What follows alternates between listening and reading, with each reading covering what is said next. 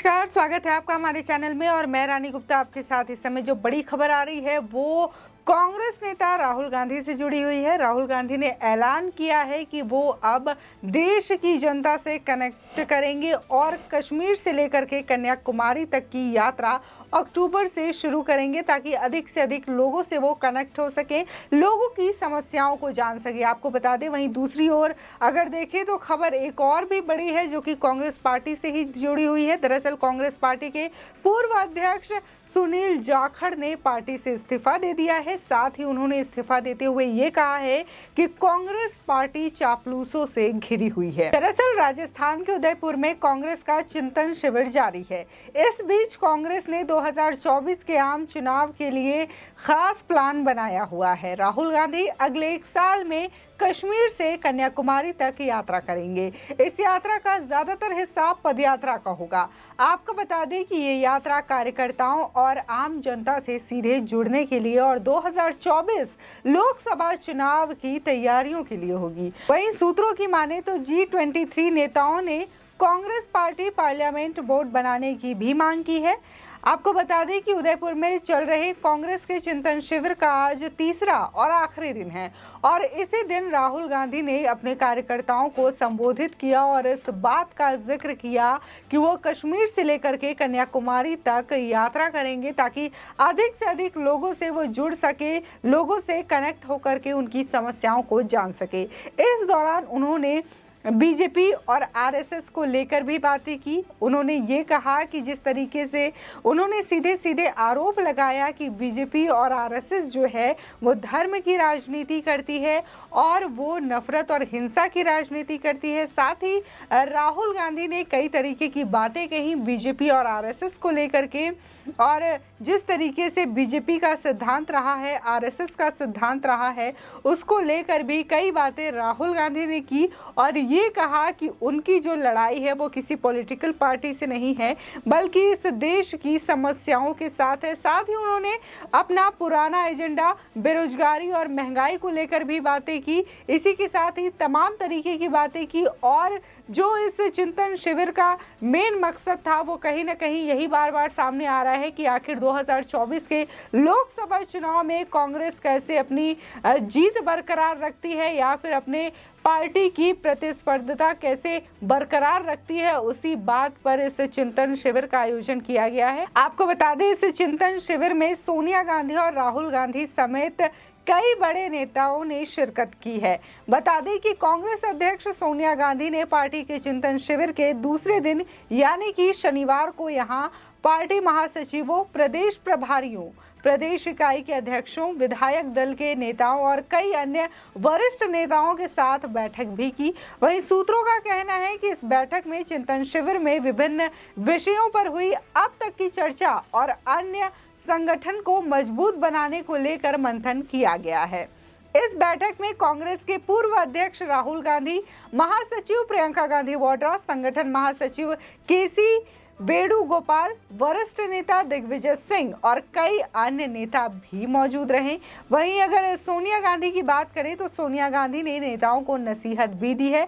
आपको बता दें कि चिंतन शिविर के पहले दिन शुक्रवार को सोनिया गांधी ने कांग्रेस में आमूलचूल बदलाव की पैरवी करते हुए कहा था कि असाधारण परिस्थितियों का मुकाबला असाधारण तरीके से ही किया जाता है। वहीं राहुल गांधी जब संबोधन कर रहे थे इस चिंतन शिविर में तब उन्होंने ये कहा कि कांग्रेस की जो लड़ाई है वो दरअसल खतरे वाली विचारधाराओं की लड़ाई से है और जिस तरीके से कल से तस्वीरें सामने आ रही है कांग्रेस के चिंतन शिविर को लेकर के, उससे कहीं ज्यादा चिंता का विषय बना हुआ है कांग्रेस पार्टी को लेकर के कि आने वाले समय में कांग्रेस की स्थिति क्या होगी।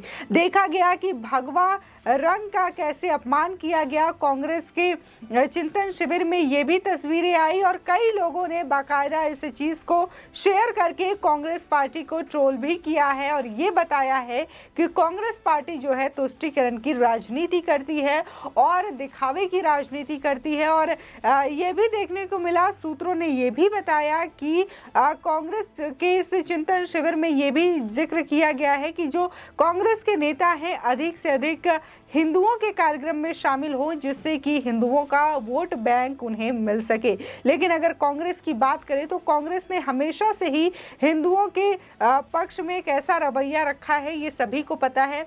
बात राजस्थान की हिंसा की करें या फिर जिस तरीके से राम जन्मभूमि विवाद को लेकर के हाई कोर्ट में मामला चल रहा था, सुप्रीम कोर्ट में मामला चल रहा था, उस पर भी कांग्रेस का रुख साफ साफ देखा गया जब उन्होंने भगवान श्री राम को पैदा होना ही नकार दिया था, भगवान होने से ही नकार दिया था। तो इससे कांग्रेस की तुष्टीकरण की राजनीति का जो चेहरा है वो सीधे सीधे उजागर होता है। वहीं दूसरी तरफ देखा गया कि जब से 2014 से नरेंद्र मोदी जहां प्रधानमंत्री बने तो अचानक से राहुल गांधी हो या फिर प्रियंका गांधी वाड्रा हो, मंदिरों में दर्शन करते हुए नजर आते हैं, रुद्राक्ष की माला पहनते हुए नजर आते हैं और ये बताते हुए नजर आते हैं कि आखिर उनका जाति क्या है, उनका धर्म क्या है, और खुद को ब्राह्मण कहते हुए भी नजर आते हैं ताकि वो हिंदुओं का अधिक से अधिक वोट पा सके। लेकिन देखने को मिला, चाहे बात लोकसभा चुनाव की करें या विधानसभा चुनाव की करें, लगातार कांग्रेस को करारी हार का सामना करना पड़ रहा है।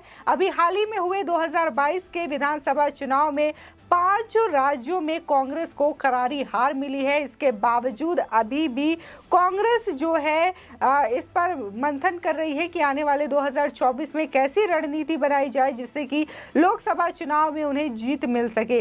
देखा जाए तो कांग्रेस एक समय में देश की बड़ी पार्टी हुआ करती थी, सबसे बड़ी पार्टी हुआ करती थी, कांग्रेस का एक अलग ही वर्चस्व हुआ करता था। लेकिन अभी फिलहाल परिस्थिति की बात करें तो अपना वजूद बचाना भी कांग्रेस पार्टी के लिए मुश्किल है।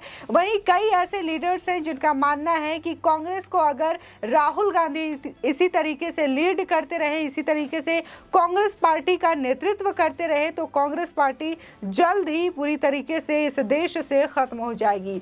वहीं अगर दूसरी ओर बात करें तो पंजाब कांग्रेस के पूर्व अध्यक्ष सुनील जाखड़ ने कांग्रेस को गुड बाय कर दिया है, यानी कि उन्होंने कांग्रेस से इस्तीफा दे दिया है।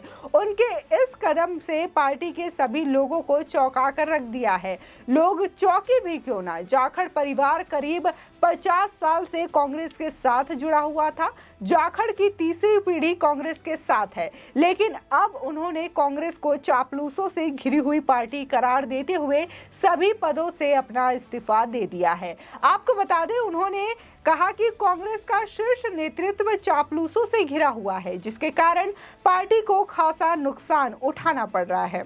इसके साथ ही सोनिया गांधी को नसीहत भी दी है उन्होंने और कहा कि वो देश भर में राजनीति करे, लेकिन इससे पंजाब को छोड़ देना चाहिए। इसके साथ ही उन्होंने उदयपुर में कांग्रेस के चिंतन शिविर का जिक्र कर कहा कि पार्टी की हालात देखकर तरस आ रहा है। सुनील जाखड़ ने इसे एक औपचारिकता मात्र करार दिया है। साथ ही सुनील जाखड़ कांग्रेस का चिंतन शिविर उदयपुर में लगाए जाने पर भी सवाल उठाते हुए नजर आए हैं।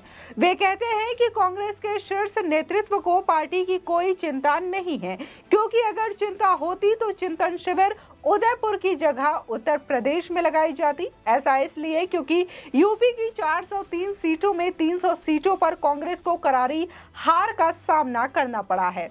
साथ ही उनका कहना है कि जितना वोट कांग्रेस के उम्मीदवारों को मिला, उससे कहीं अधिक वोट तो एक पंचायत के कैंडिडेट को ही मिल जाता है। साथ ही उन्होंने पार्टी की इस हालत के लिए सीधे तौर पर पार्टी के शीर्ष नेतृत्व यानी कि राहुल गांधी, सोनिया गांधी और प्रियंका गांधी को जिम्मेदार ठहराया है। साथ ही पंजाब को धार्मिक रूप से बांटने का आरोप लगाते हुए सुनील जाखड़ ने 1984 के उस दौर का जिक्र भी किया जब पंजाब आतंकवाद की आग से झुलस रहा था। उन्होंने कहा कि AK-47 भी हिंदुओं और सिखों को अलग नहीं कर पाया, लेकिन कांग्रेस की अंबिका सोनी ने वो कर दिखाया। साथ ही उन्होंने हिंदुओं और सिखों को आपस में लड़वा दिया। सोनी ने ही ये अफवाह फैलाई थी कि अगर पंजाब में हिंदू व्यक्ति सीएम बन गया तो वो यहाँ आग लगा देगा। आपको बता दें कि इस बीच नवजोत सिंह सिद्धू ने सुनील जाखड़ का समर्थन करते हुए उनके पार्टी छोड़ने पर कहा कि सिद्धू को जाखड़ को पार्टी नहीं गंवाना चाहिए। वे पार्टी की संपत्ति, उन्होंने कहा कि जो भी मतभेद है उन्हें आपसी सहमति से सुलझाया जा सकता है।